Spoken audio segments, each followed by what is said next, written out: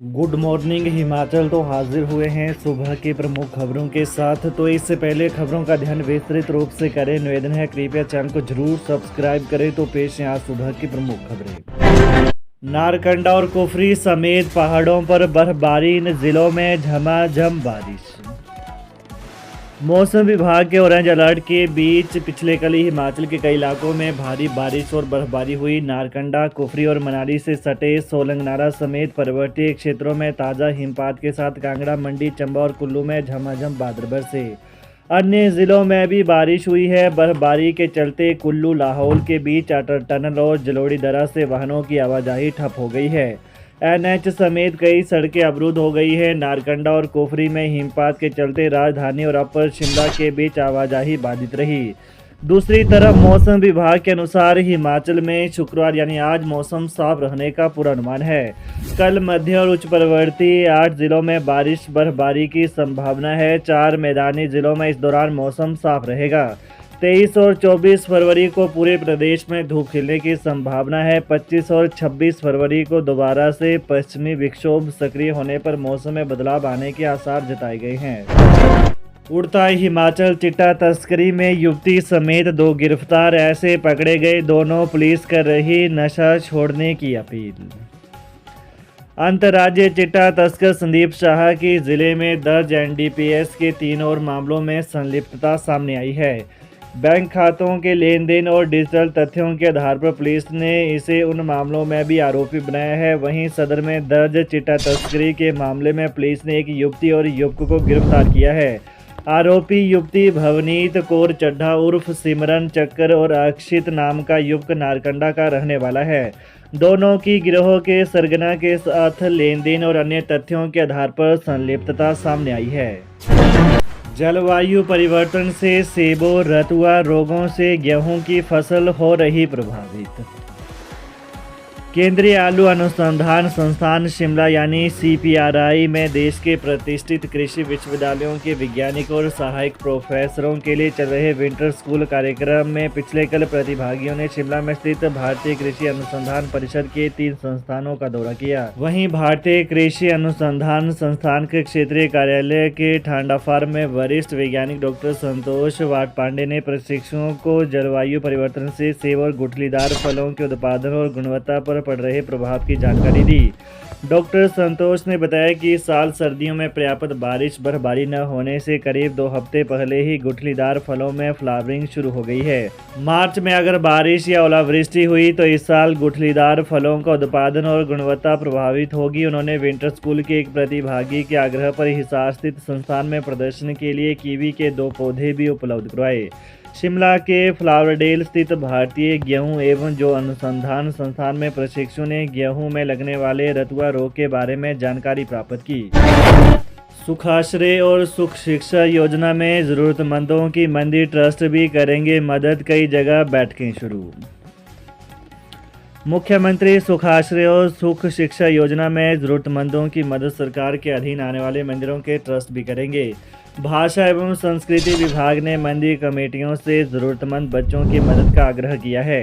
करोड़ों रुपए की आय वाले प्रदेश के 35 बड़े मंदिरों की जिला प्रशासन देखरेख करता है। सरकार की अपील पर उपायुक्तों ने मंदिर न्यास को आर्थिक मदद करने के लिए पत्र जारी किए हैं। प्रदेश के कई मंदिरों ने पत्र प्राप्त होने के बाद बैठकें करना शुरू कर दिया है। भाषा एवं संस्कृति विभाग के सचिव राकेश कंवर ने बताया कि सरकार ने सुखाश्रय और सुख शिक्षा योजना में मदद करने के लिए मंदिर ट्रस्ट पर आखिरी फैसला छोड़ा है। हिमाचल में संस्कृत शिक्षक बनने के लिए अब बीएड अनिवार्य, भर्ती एवं पदोन्नति नियम जारी।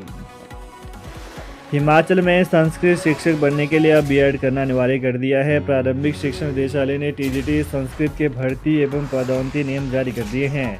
संस्कृत विषय के साथ बीए और एमए करने वाले भी अब शास्त्रीय शिक्षक बन सकेंगे। शास्त्री में 50% अंक नहीं है तो एमए के अंकों के आधार पर नौकरी मिल जाएगी। 2011 से पहले बीएड में दाखिला लेने वालों के लिए न्यूनतम अंकों की शर्त में भी छूट दे दी गई है।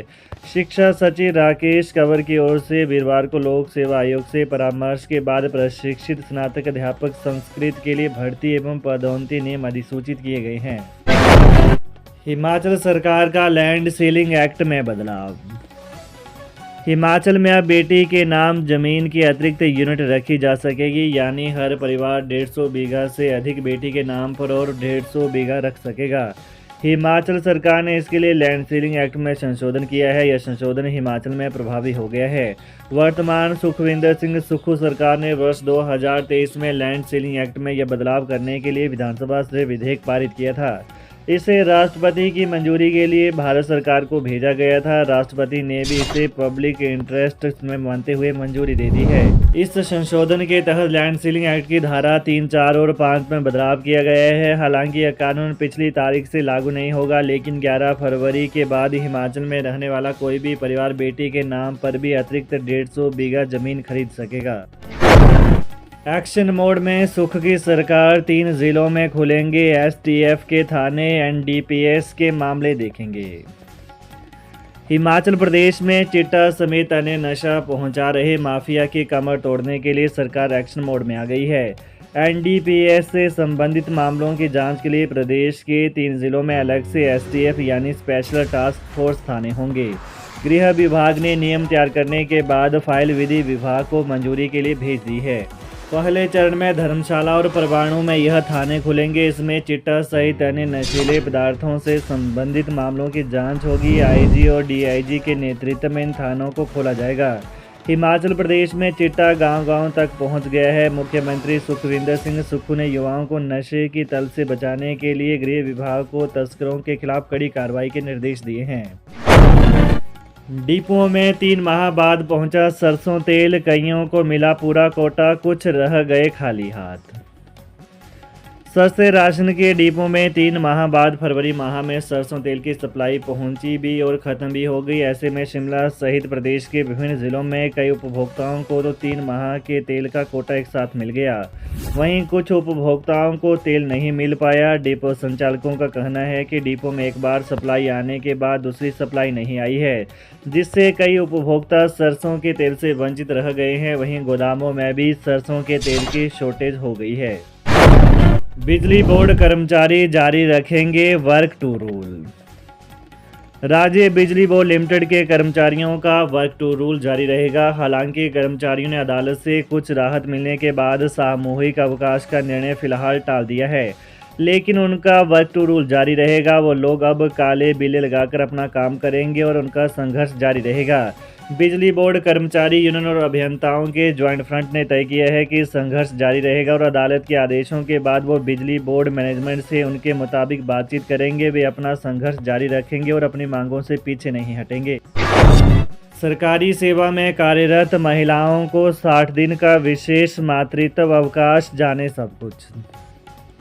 हिमाचल प्रदेश सरकार ने उन महिलाओं के लिए 60 दिन का विशेष मातृत्व अवकाश देने की पहल की है जो मृत शिशु को जन्म देती है या जन्म के तुरंत बाद बच्चे को खो देती है। वर्तमान में सरकारी सेवा में कार्यरत महिला जिसके 2 से कम जीवित बच्चे हैं, वो प्रसव होने पर 180 दिनों के मातृत्व अवकाश की हकदार हैं। वहीं हाल ही में घोषित विशेष मातृत्व अवकाश केवल मृत शिशु या नवजात शिशु की मृत्यु के मामलों में ही लागू शर्तों पर ही लागू होगा। यह अवकाश केवल अधिकृत अस्पतालों में प्रसव के लिए ही लिया जा सकता है। सरकारी प्रवक्ता ने बताया कि ऐसी दुखद परिस्थितियों के शारीरिक और भावनात्मक नुकसान को समझते हुए राज्य सरकार की पहल का उद्देश्य प्रभावित कर्मचारियों को ठीक होने और उपचार के लिए आवश्यक समय प्रदान करना है। तो ये रही सुबह की विशेष खबरें। ताज़ा खबरों को जानने के लिए कृपया चैनल को अभी सब्सक्राइब कर लें। धन्यवाद।